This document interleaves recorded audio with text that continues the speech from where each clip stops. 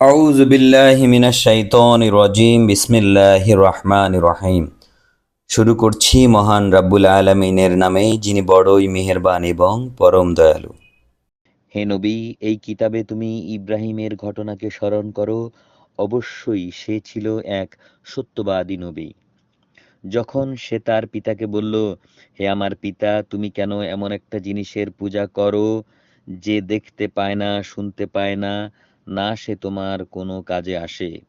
হে আমার পিতা, আমার কাছে আল্লাহ তাআলার সৃষ্টি রহস্য সম্পর্কে যেই জ্ঞান এসেছে তা তোমার কাছে আসেনি। অতএব তুমি আমার কথা শোনো, আমি তোমাকে সোজা পথ দেখাবো।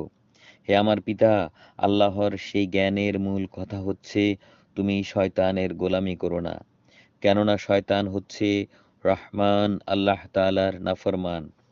হে আমার পিতা, আমার ভয় হচ্ছে সে নাফরমান শয়তানের গোলামি করলে পরম দয়ালু রহমানের কোনো আযাব তোমাকে স্পর্শ করবে, ফলে জাহান্নামে তুমি শয়তানেরই সাথী হয়ে যাবে।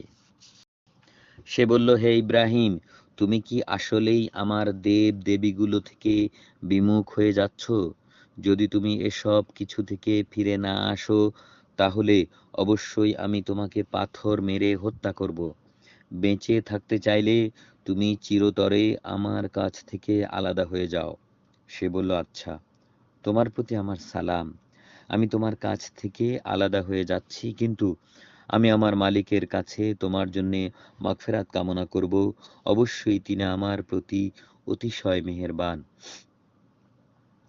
আমি তোমাদের কাছ থেকে আলাদা হয়ে যাচ্ছি এবং আল্লাহ তাআলাকে বাদ দিয়ে তোমরা যাদের ডাকো তাদের সবার কাছ থেকেও আলাদা হয়ে যাচ্ছি।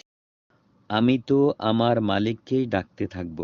আশা করি আমার মালিককে ডেকে আমি কখনো ব্যর্থ হব না।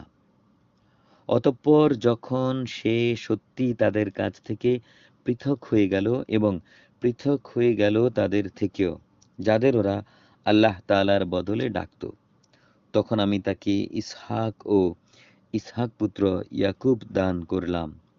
এদের সবাইকে আমি নবী বানিয়েছি। আমি তাদের জন্যে আমার আরো অনেক অনুগ্রহ দান করেছি এবং তাদের আমি সুউচ্চ নাম যশ দান করেছি।